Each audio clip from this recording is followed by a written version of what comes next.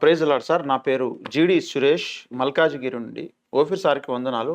నా ప్రశ్న కీర్తనలు 119, 105 ప్రకారం, నీ వాక్యము నా పాదములకు దీపమును, నా త్రోవకు వెలుగునై ఉన్నది అని ఇక్కడ నా ప్రశ్న ఏమిటంటే, ప్రతిరోజు వాక్యం చదివే క్రైస్తవులు చాలా మందిలో వెలుగు లక్షణాలు ఉండవు. ఎందుకంటే అసూయ, ద్వేషం, రహస్య పాపాలు, దుర్బోధలు, సహోదర ప్రేమ లేని లక్షణం, త్రాగుడు, నీ పాపాల్ని జయించకపోవడం, అక్రమ సంబంధాలు. నేను కొందరిని చూశాను. బైబిల్ కాలేజీ లెక్చరర్లుగా ఉన్న వాళ్ళు కూడా తాము చేస్తుంది తప్పు అని ఎవరైనా చెబితే సంస్కరించుకోకుండా ద్వేషం పెంచుకుంటూ ఉంటారు. వాక్యం మన త్రోవలకు వెలుగు అయితే వాళ్ళు చీకట్లో ఎందుకు నడుస్తున్నారు అని. ఉమ్. ఈ బ్రదర్ పేరేంటి? సురేష్, జీడి సురేష్. ఈ బ్రదర్ చాలా కరెక్ట్ థింకింగ్లో ఉన్నారు. ఉమ్, అయితే ఆయన ప్రమాణ వాక్యం బుక్ చదవాలి. ఉమ్, ఉమ్, ఉమ్, ప్రమాణ వాక్యంలో నేను చెప్పింది ఏంటంటే, ఇది చాలా డీప్ ఇష్యూ. ఇది ఉమ్, దేవుని వాక్యం అందరికీ తెలిసినప్పుడు ఆ వాక్య వెలుగులో ఎందుకు నడవలేకపోతున్నారు?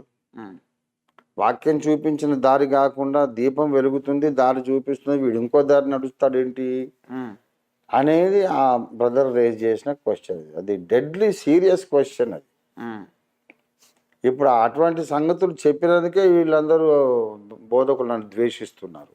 ఉమ్, పాయింట్ ఏంటంటే, దీపము అన్నాడు.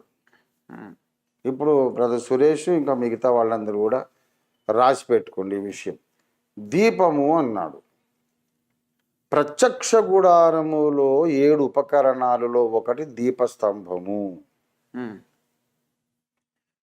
ఈ దీపస్తంభం అనేది ఉపకరణాలలో 4వది. మొదటి ఉపకరణము బలిపీఠము, రెండవది ఇత్తడి గంగాళం, మరి మూడవది సన్నిధి రొట్టెల బల్ల, 4వది దీపస్తంభం, 5వది సువర్ణ ధూప వేదిక, 6వది మందసం, 7వది కరుణాపీఠం.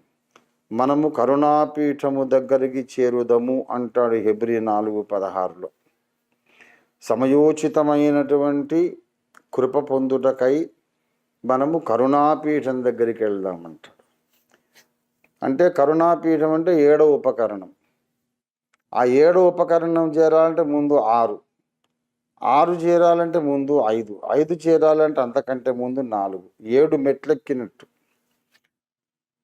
సో ఒక మనిషిలో ఉండే రక్షణ అనుభవములో ఈ 7 మెట్లు ఉన్నవి.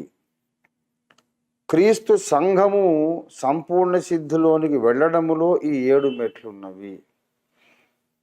యేసుక్రీస్తు మన కొరకు చేసినటువంటి యాజక ధర్మములో ఈ 7 మెట్లున్నవి.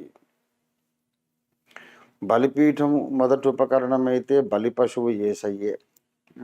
ఇత్తడి గంగాళములో నీరున్నది స్నానం కొరకు అని అంటే వాక్యమని ఉదక స్నానం, వాక్యం యేసయ్య. యేసు యొక్క రూపాలే ఇవి. అలాగా మనము సన్నిధి రొట్టెల బల్ల దగ్గరికి వచ్చాం. అక్కడ ఉండేటటువంటి ఆహారము యేసే. 4వది దీపస్తంభం. ఇప్పుడు రక్షణ జీవితంలో ఈ మెట్లన్నీ ఎక్కుతున్న కొలది ఒక్కొక్క మెట్టు మీద క్రీస్తు మనకు ఒక నూతన విధానంలో ప్రత్యక్షమవుతాడు. మొదటి బలిపీఠం దగ్గర ఆయన బలి పశువుగా, పస్కా గొర్రె పిల్లగా ప్రత్యక్షమవుతాడు. తర్వాత వాక్యముతో ఉదక స్నానము చేత దాన్ని పవిత్రపరచడానికి క్రీస్తు తను తాను అర్పించుకున్నాడని ఎఫెసీ పత్రిక 5:22 చెప్పాడు. గనుక యేసుక్రీస్తు మళ్ళీ గంగాళం దగ్గర ప్రత్యక్షమవుతాడు. యేసుక్రీస్తు మళ్ళీ సన్నిధి రొట్టెల బల్ల దగ్గర రొట్టెగా ద్రాక్షరసంగా ప్రత్యక్షమవుతాడు. ఈ దీపస్తంభం ఉంది. ఈ దీపస్తంభము దగ్గర వాక్యకాంతిలో మనల్ని నడిపించేవాడుగా ఆయన కనపడాలి. అయితే ఈ 7 ఉపకరణాలలో ఉన్నటువంటి పరమార్థం పూర్తిగా అర్థం కావాలంటే, వాటి ప్రయోజనం మనం పొందాలంటే, ఈ సాదృశ్యము ఉందే ఈ ప్రత్యక్ష కూడా. ఇటువంటివి ఇంకొక 3 ఉన్నాయనే సంగతి నేను ప్రమాణ వాక్యంలో ప్రత్యక్షపరిచాడు దేవుడు, నా ద్వారా రాయించాడు. ఇంకా 3 ఏమిటంటే, ప్రత్యక్ష గుడార ఉపకరణాలు మన రక్షణకు ఒక సాదృశ్యం.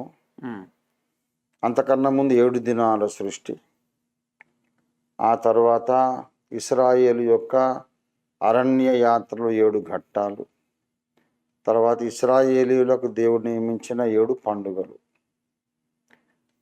తర్వాత ప్రత్యక్ష గుడారం. ఈ 4 సాదృశ్యాలు కూడా 7 మెట్లుంటాయి. ఉమ్, ఈ సిస్టమ్ అంతా కూడా మనకు అర్థమై ఆ మెట్లన్నీ ఎక్కినప్పుడు ఆయన కోరినట్టు ప్రతి క్రైస్తవుడు కూడా వాక్య ప్రకారమే నడుస్తాడు. ఓకే. ఇప్పుడు కొంతమంది భక్తిపరులు, వాక్యం బాగా తెలిసిన వాళ్ళు కూడా వాక్య కాంతిలో ఎందుకు నడవలేకపోతున్నారంటే ఈ సిస్టంలోకి వాడు రాలేదు, రావాలని వాడికి తెలియదు. ఎవడైనా చెబితేనేమో దుర్బోధకుడు అంటాడు కదా, మరి మూర్ఖుడు. ఉమ్, కాబట్టి సత్యం నేర్చుకోడు, సత్యానికి చెప్పి వాడు ఇష్టం లేదు కనుక వాడు నాకేదో తెలుసు అనుకునే భ్రమలో వెళ్ళిపోతున్నాడు, గొయ్యిలో పడతాడు పోయాక. ఉమ్, ఇప్పుడు 4వ ఉపకరణానికి వచ్చినప్పుడు దీపము అనే టాపిక్, ఆ దీపము దాని కాంతిలో నడవడం అనే అనుభవం ఉండాలంటే 4వ పండుగ పెంతెకోస్తు పండుగ. ఉమ్, 4వ దినాన సృష్టి, సూర్యచంద్ర నక్షత్రాలు సృష్టి చేశాడు ఆయన. ఉమ్, ఇశ్రాయేలుల యాత్రలో 4వ ఘట్టము సీనాయి కొండ, ఉమ్, అక్కడ ధర్మశాస్త్ర ప్రదానం జరిగింది.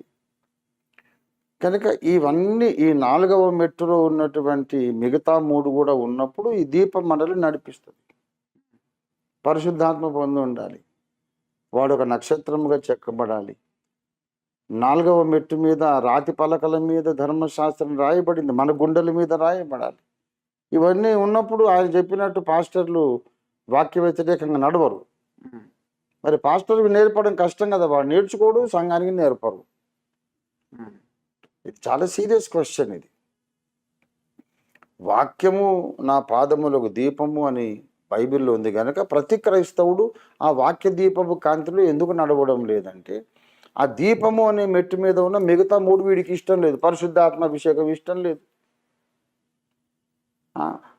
గుండెల మీద వాక్యం రాయించుకోవాలని వాడికి తెలియదు. ఉమ్, మరి ఎలా నడుస్తాడు? దేవుడు చక్కగా ఒక పర్ఫెక్ట్ సిస్టమ్, ఒక ఫ్రేమ్ ఏర్పాటు చేసి పెట్టాడు. ఈ చట్రంలో మనం ఉండాలి, ఉంటే ఈజీగా నడిచేస్తాం. Um. Okay, okay sir, thank you sir.